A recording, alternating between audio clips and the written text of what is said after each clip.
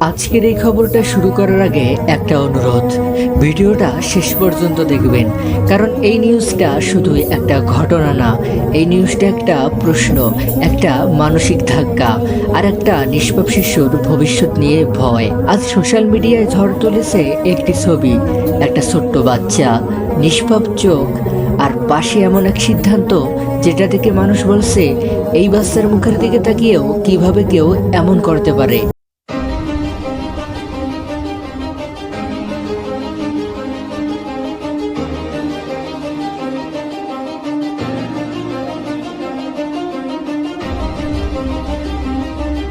ঘটনাটা শুরু হয় কয়েকদিন আগে।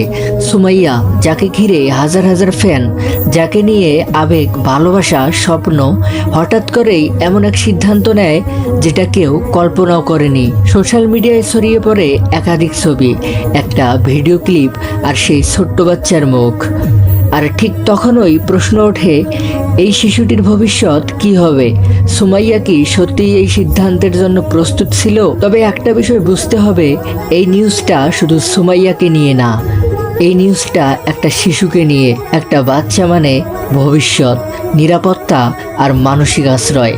আর সেই জায়গায় দাঁড়িয়ে মানুষ ভাবছে, একটা নিষ্পাপ মুখ দেখেও যদি কেউ থামে না, তাহলে এর পেছনে নিশ্চয়ই বড় কোনো গল্প আছে। এই ঘটনার পর থেকে সোশ্যাল মিডিয়ায় যা হয়েছে, এক কথায় ঝড়। কেউ বলছে সুমাইয়া এমন হতে পারে না, আবার কেউ বলছে আমরা যেটা দেখছি পুরো সত্য কি সেটাই। এদিকে ফেসবুক, ইউটিউব, ইনস্টাগ্রাম সবখানে একটাই প্রশ্ন ঘুরছে, সুমাইয়া কেন এমন সিদ্ধান্ত নিল?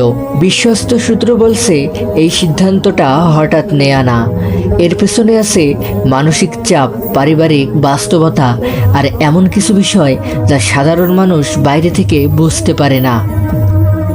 সুমাইয়ার কাছে মানুষরা বলছে এই সিদ্ধান্তের আগের কয়েকটা রাত সে নাকি একদম চুপচাপ ছিল। আর এখানে নিউজটা আরো গভীর হয়। আজ প্রশ্নটা সুমাইয়াকে দোষ দেওয়ার না, আজ প্রশ্নটা হলো একজন মানুষ ঠিক কতটা ভেঙে পড়লে একটা শিশুর মুখ দেখেও থামতে পারে না। এই প্রশ্নটাই এখন সোশ্যাল মিডিয়ায় ঘুরছে। তবে আপনাদের কি মনে হয়, এই সিদ্ধান্ত কি ঠিক ছিল, নাকি আমরা পুরো সত্যটা এখনো জানি না? কমেন্টে লিখুন আপনার মতামত কি। এমন বাস্তব, সেন্সিটিভ আর না বলা গল্প পেতে দ্য ইয়াসিন শোকে সাবস্ক্রাইব করুন, ভিডিওটায় লাইক দিন আর শেয়ার করুন যেন সত্যটা সামনে আসে। আর যাওয়ার আগে আমাদের চ্যানেলের পক্ষ থেকে একটা ছোট্ট কথা, খবরটা যদি মাথা গরম করে দেয়, রাগ করবেন সুমাইয়ার উপর, আর যদি হাসি পায় তবে দোষ দেবেন দ্য ইয়াসিন শোকে, কারণ আমরা শুধু খবর দেই, কিন্তু ফ্রিতে মাথা ঠান্ডা রাখার দায়িত্ব নেই না।